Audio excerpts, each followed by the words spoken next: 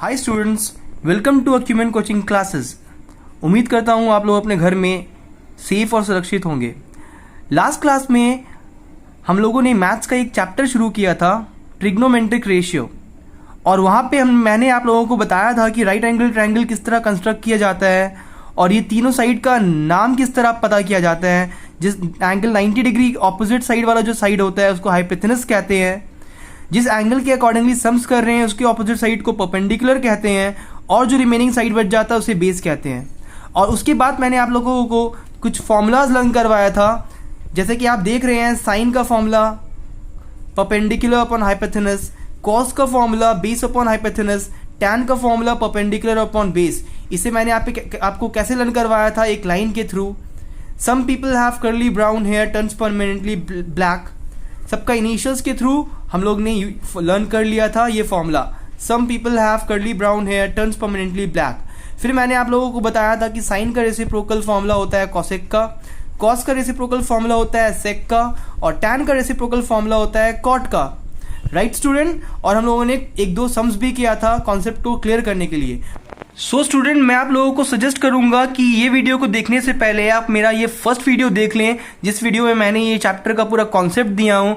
आपको एक बार concept clear हो जाएगा फर्स्ट वीडियो से, तो आपके लिए चैप्टर बिल्कुल आसान हो जाएगा। So please go and watch the first video before watching this video. Thank. तो आज हम लोग और सम्स करेंगे इस टॉपिक पे और इस कॉन्सेप्ट को और भी क्लियर करेंगे।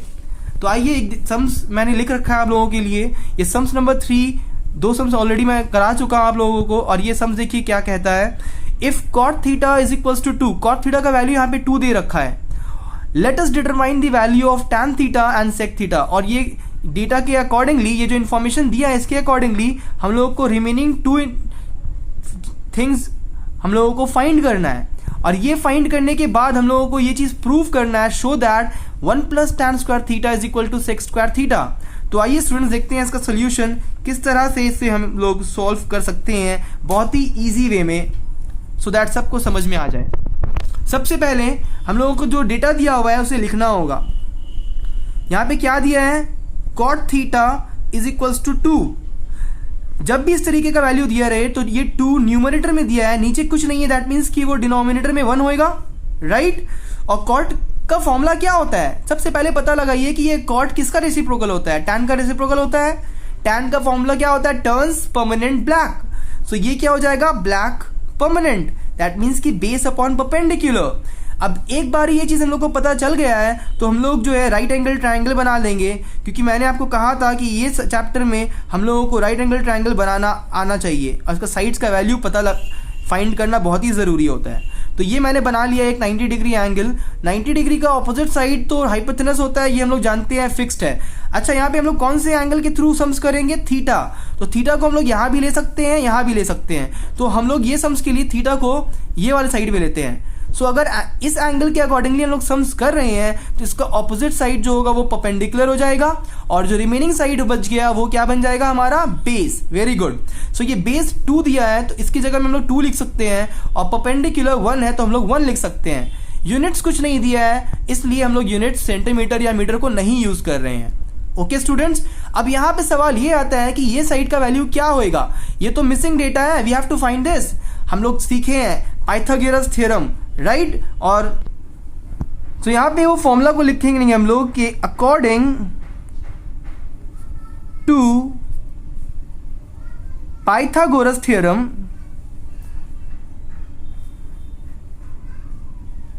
क्या बोलता है ये theorem, hypotenuse square should be equals to perpendicular square plus base square, right. So hypotenuse we have to find, perpendicular हम लोगों को दे रखा है 1, तो ये 1 का स्क्वायर कर देंगे। बेस 2 दे रखा है तो ये 2 का स्क्वायर कर देंगे, तो ये 1 का स्क्वायर हो जाता है 1, 2 का स्क्वायर बन जाता है 4, और ये 1 प्लस 4 मिलके बनता है 5। सो ये हाइपोटेनस स्क्वायर बन गया है 5। सो अगर ये हाइपोटेनस लिखेंगे तो हमेशा याद रखना कि स्क्वायर अगर हटता है तो ये ऑपोजिट साइड को, राइट हैंड साइड को रूट के अंदर कर देना पड़ता है। इसका कॉन्सेप्ट आप जानते हैं ऐसा क्यों होता है, यहाँ पे मैं बता देता हूँ आप लोगों को कि hypotenuse square is equals to 5 था। सो अगर हाइपोटेनस ऐसे रख देंगे तो ये पावर जब ये साइड पे आता है तो वो रेसिप्रोकल हो जाता है, और half can be written as √5। Okay students, तो ये कॉन्सेप्ट है इसके बिहाइंड। तो एक बार हम लोगों को हाइपोथेनस मिल गया है, तो हम लोग यहाँ पे हाइपोथेनस की जगह पे √5 लिख सकते हैं। अब हम लोगों को राइट एंगल ट्राइंगल का तीनों साइड का वैल्यू मिल चुका है, सो हम लोग कोई भी वैल्यू को फाइंड कर सकते हैं। हम लोगों को tan थीटा और sec थीटा निकालना है, सो हम लोग यहाँ पे लिखेंगे tan theta is equals to, क्या फॉर्मूला होता है tan का, turns permanently black, that means perpendicular upon base. Very good. So ये परपेंडिकुलर, अगर हम लोग मान लेते हैं कि ये इसको नेमिंग कर दें, ये साइड ए बी एंड सी है, तो यहाँ पे परपेंडिकुलर का काम क्या कर रहा है, ए बी। सो हम लोग नेम कर देंगे A B, side A B का लेंथ लिखाएगा, और बेस क्या नाम है, बी सी।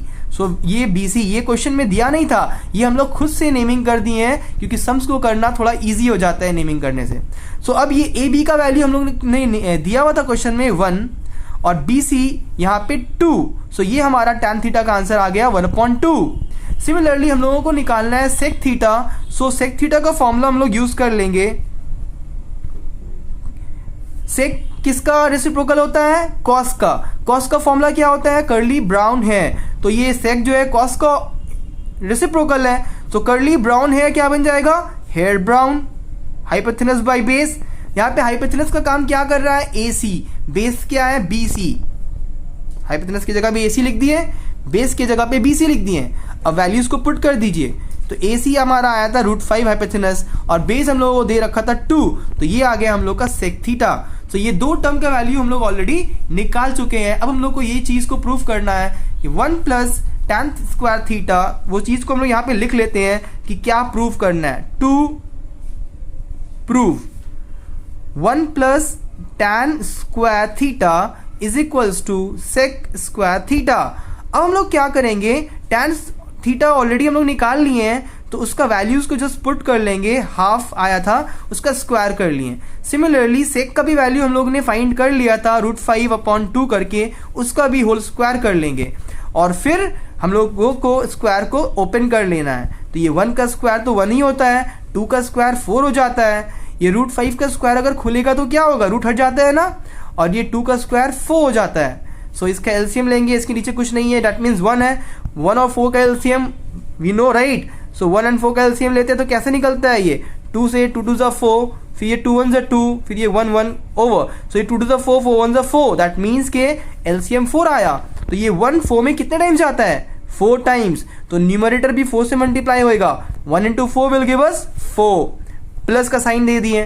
4 4 में कितने टाइम्स जाता है, 1 टाइम्स, तो ऊपर वाला भी न्यूमरेटर भी 1 से मल्टीप्लाई होएगा, 1 × 1 1 हो जाएगा, तो ये 4 + 1 विल गिव अस 5, डिनोमिनेटर में वैसे ही 4 रहेगा, और ये साइड तो ऑलरेडी हम लोग फाइंड कर चुके हैं 5.4। सो आप देख पा रहे हैं कि लेफ्ट हैंड साइड और राइट हैंड साइड दोनों इक्वल आ गया है, दैट मीन्स कि जो हम लोगों को प्रूफ करने दिया गया था, लेफ्ट हैंड साइड ये वाला चीज़ और राइट हैंड साइड ये वाला चीज़ दोनों इक्वल करके दिखा दिए हैं हम लोग, राइट। एक और चीज़ आप लोगों को बताते चलें, ये √5 का जब स्क्वायर करते हैं तो ये 5 कैसे आया वो भी देख लीजिए। √5 अगर रूट हटाएंगे तो क्या होगा, पावर हाफ हो जाएगा ना, और ये बाहर का स्क्वायर वैसे ही लिख दिए, तो ये 5 रहा, ये हाफ × 2 किए तो ये 2 and 2 gets cancelled, 5⁻1 will give us 5। Okay students, so यहाँ पे हम लोगों को √5 का स्क्वायर करने से 5 कैसे आया उसका कॉन्सेप्ट भी आप लोगों को यहाँ पे साइड में मैंने आपको बता दिया है।